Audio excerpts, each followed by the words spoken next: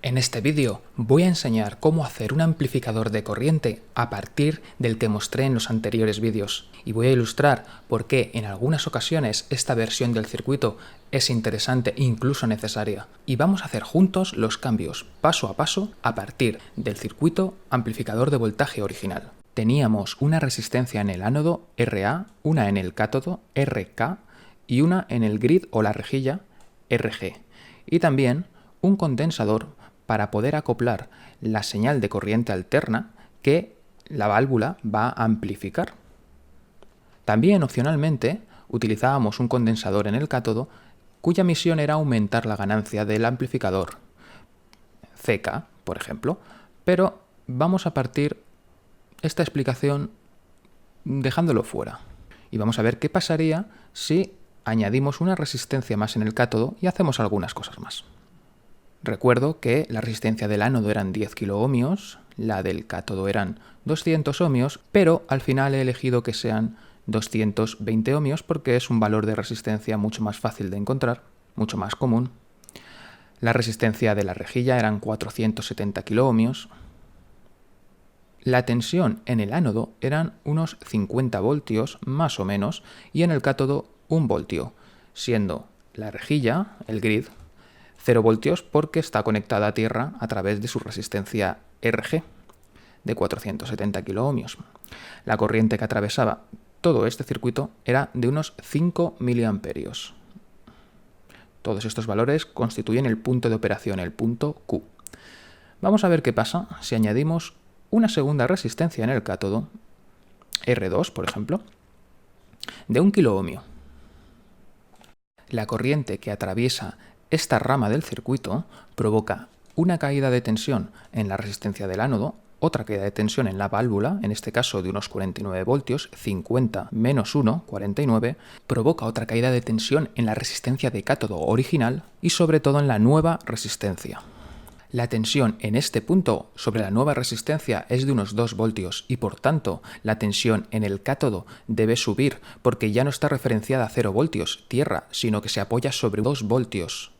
En este circuito, el voltaje aquí será aproximadamente unos 2,5 voltios.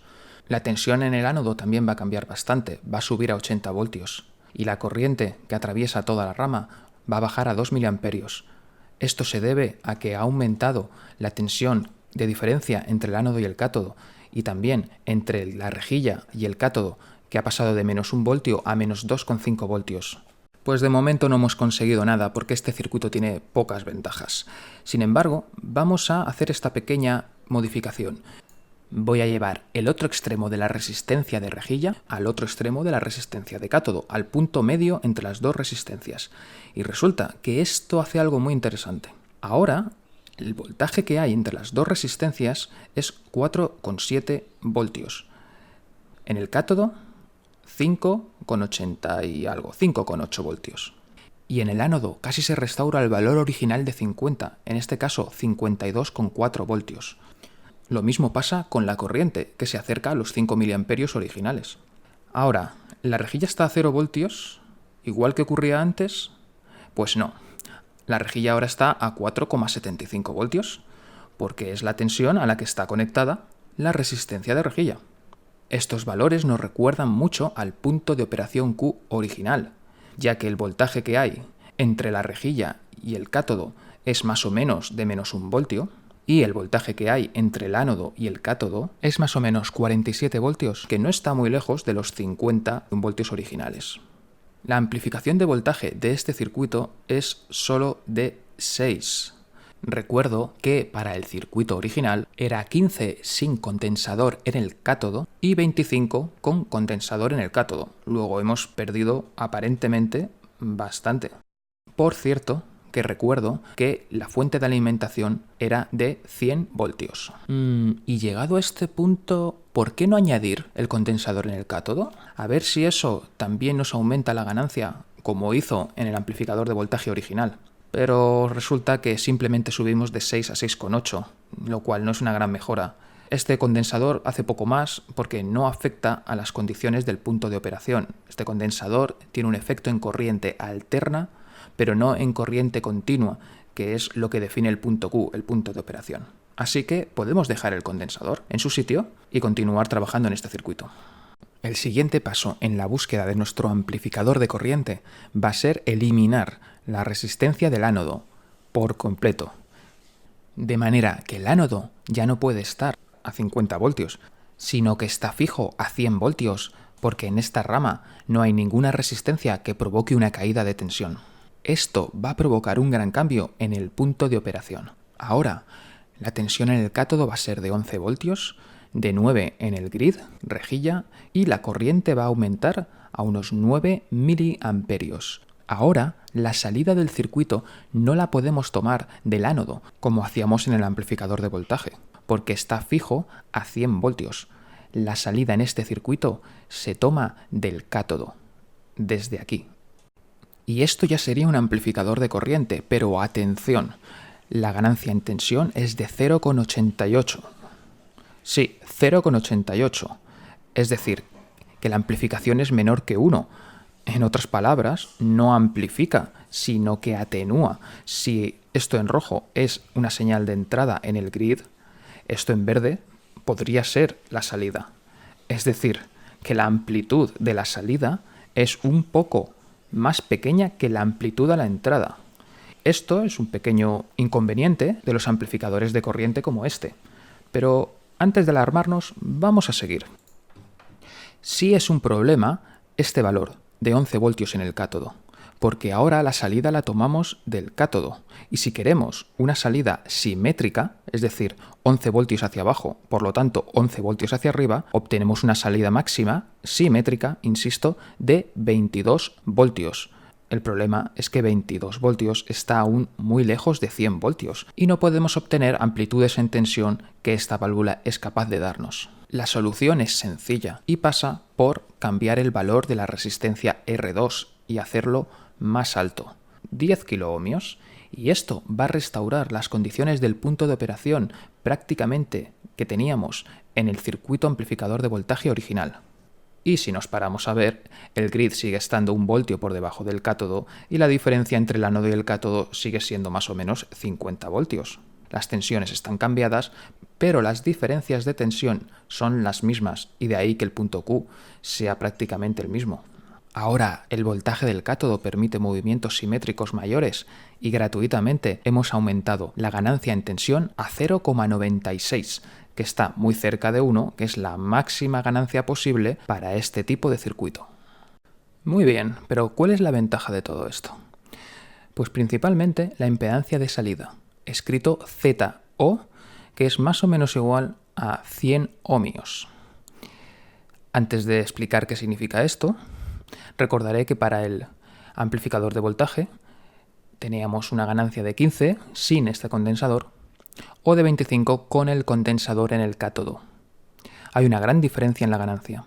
Sin embargo, la impedancia de salida del amplificador de voltaje es un poco superior a 5 kiloohmios, es decir, es bastante más alta, alrededor de 50 veces mayor en el amplificador de voltaje que en el amplificador de corriente. Y la pregunta ahora es, ¿en qué influye esto? Voy a explicarlo reduciendo el circuito al máximo. Aquí voy a utilizar una simple pila de voltaje de corriente continua y 2 resistencias, todo ello en serie con una tierra, como siempre, puesta aquí, por ejemplo. De momento, supongamos que las 2 resistencias tienen el mismo valor. R1 es igual a R2. En toda esta rama vamos a tener 0 voltios, porque es la conexión a tierra, nuestra referencia, y en esta rama vamos a tener el voltaje de la pila. Esta rama de aquí es la importante. Este circuito es lo que se llama un divisor de tensión, y la tensión en esta rama entre las 2 resistencias será la mitad del valor de la pila. Si la pila es de 10 voltios, el voltaje entre las 2 resistencias será 5 voltios. Voy a ilustrarlo haciendo una analogía con un acueducto. El acueducto lleva agua, y lleva agua de un punto elevado a un punto más bajo a través de una pendiente y la fuerza de la gravedad. La corriente de agua es equivalente a la corriente en el circuito y la altura del acueducto es equivalente al voltaje. La resistencia 1 sería el primer tramo del acueducto y la segunda resistencia, R2, correspondería al segundo tramo del acueducto. El acueducto tiene la misma pendiente en los dos tramos y por lo tanto la caída en altura y la caída en tensión será, siguiendo esta analogía, la misma. Ahora supongamos que las dos resistencias son diferentes y que R2 es más grande que R1. Por ejemplo, R1 es 1 kiloohmio, R2 10 kiloohmios, 10 veces más grande. En este caso vamos a poner 10 voltios solo por ilustrar con números. 10 voltios será la altura total del acueducto desde el punto de captación de agua, el más alto. La primera resistencia será el primer tramo, como hemos dicho, y la segunda resistencia será el siguiente tramo. Solo que ahora, como las resistencias son de distinto tamaño, la pendiente va a ser diferente. El primer tramo va a tener menos pendiente. Corresponde con una resistencia más pequeña que genera para una misma corriente una menor cantidad de caída de tensión, o lo que es lo mismo en analogía con el acueducto, una menor pérdida de altura. En la primera resistencia se perderá una pequeña cantidad de voltaje, ilustrado en el acueducto como una pequeña cantidad de altura, respecto a la que va a ocurrir en la resistencia 2, o el segundo tramo del acueducto. Comenzamos arriba del todo con 10 voltios y acabamos abajo con 0 voltios, a tierra. Y es el equivalente a el flujo de corriente en el circuito desde los 10 voltios hasta tierra, hasta el otro polo de la pila. El voltaje en la resistencia 2 va a ser mayor que el voltaje en la resistencia 1, simplemente por ser mayor, siendo ambas recorridas por la misma corriente. El voltaje en el punto medio entre las dos resistencias viene dado por la fórmula R2 partido por R1 más R2 multiplicado por el voltaje de la pila. Llamemos Vx a el voltaje en el punto X y, haciendo los cálculos,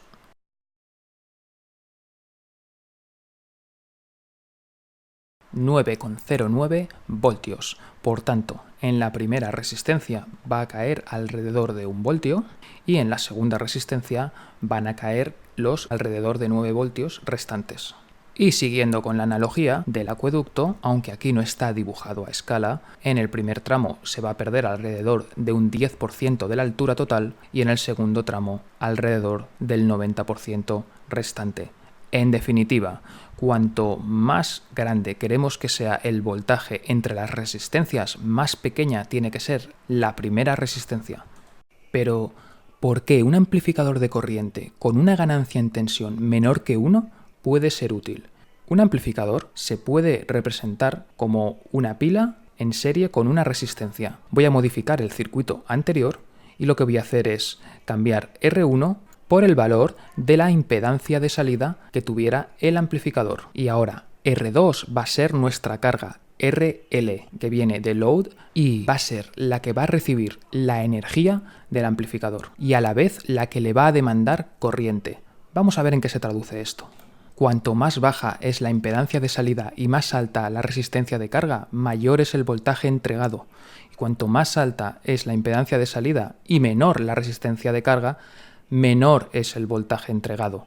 Si, por ejemplo, la carga es de 200 ohmios y tenemos un amplificador de voltaje como el que expliqué en los primeros vídeos, con una ganancia de 25 y una impedancia de salida vamos a poner de 6 kiloohmios, y lo comparamos con el amplificador de corriente de este vídeo, con una amplificación de voltaje menor que 1, pero prácticamente 1, y una impedancia de salida mucho más baja, de alrededor de 100 ohmios, ¿cuál va a ser la tensión resultante entre los bordes de la resistencia de carga? Es decir, en este caso, igual que antes, en el punto central de las dos resistencias. Para el amplificador de voltaje, supongamos que su ganancia es el valor de la pila, 25 voltios, la impedancia de salida, 6 kiloohmios, el voltaje de salida, solo 0,8 voltios. El voltaje ideal de 25 ha caído a 0,8. Vamos a ver qué pasa con el amplificador de corriente. Vamos a poner de nuevo la amplificación de voltaje como la tensión de pila y en este caso el resultado es 0,67 voltios. La ganancia en voltaje ha bajado, pero sin embargo no tanto. Mientras que simplemente se ha reducido al 67% en el amplificador de corriente, se redujo al 3,2% en el amplificador de voltaje. Y este interesante fenómeno se debe a que se le ha pedido demasiada corriente al amplificador de voltaje y ha sido incapaz de mantener sus especificaciones, que se definen para un caso ideal, que en este ejemplo no se da. Si la resistencia de carga fuera mucho mayor que la impedancia de salida del amplificador de voltaje, ahí sí, su ganancia en tensión sería de 25. Por tanto, si tenemos un amplificador de voltaje conectado a una carga excesiva, es decir, que tenga una impedancia mucho más baja que su impedancia de salida, como en este caso, que es 1 kiloohmio frente a 10 kiloohmios, la salida ideal, que debería ser de 1 por 100, en realidad va a estar reducida a 9,09, es una gran pérdida. Sin embargo, si colocamos un amplificador de corriente entre medias entre el amplificador de voltaje y la carga de 1 kiloohmio, con una ganancia en tensión de casi 1, un poquito menos, y una impedancia de entrada de 100 kiloohmios, es decir, que se va a comportar como una carga de 100 kiloohmios para el amplificador de voltaje, ahora la salida ideal es 95-100 por 0,95. Sin embargo, la salida real va a ser de 78,5, muy superior a la que teníamos antes. El punto A está entre los dos amplificadores, el punto B es la salida. El voltaje en el punto A será la tensión de entrada, 1 voltio, multiplicado por la ganancia del amplificador de voltaje, 100, y luego multiplicado por la fórmula que mostré antes. Tenemos la impedancia de salida y la carga, que será la impedancia de entrada de la siguiente etapa, en este caso el amplificador de corriente. Y el resultado va a ser 90,9. La tensión a la salida en el punto B será la tensión en el punto A la entrada del amplificador de corriente multiplicado por su ganancia en tensión 0,95 y luego la fórmula. Tenemos la carga, 1 kiloohmio y la impedancia de salida. El resultado va a ser 78,5 voltios, que corresponde con el valor de antes. Esto significa que hemos mejorado en 8,64 veces el valor que teníamos sin el amplificador de corriente. Hemos pasado de 9,09 voltios a 78,5 voltios. Estupendo, no hemos llegado a 100, pero está muy bien. Si la impedancia de entrada del amplificador de corriente fuera más alta, de 470 kiloohmios, la salida subiría a 84,5. Estamos hablando ya de una mejora de alrededor del 9,3, de 9,09 voltios a 84,5 voltios. En resumen, uno de los motivos para utilizar un amplificador de corriente como el que he mostrado es debido a su baja impedancia de salida, que en algunos circuitos es necesaria, y es uno de los circuitos tanto a válvulas como a transistores más utilizado, lo que es por sí suficiente motivo para mostrarlo. Seguiremos con más teoría y más práctica aquí muy pronto, en Clave de Retro.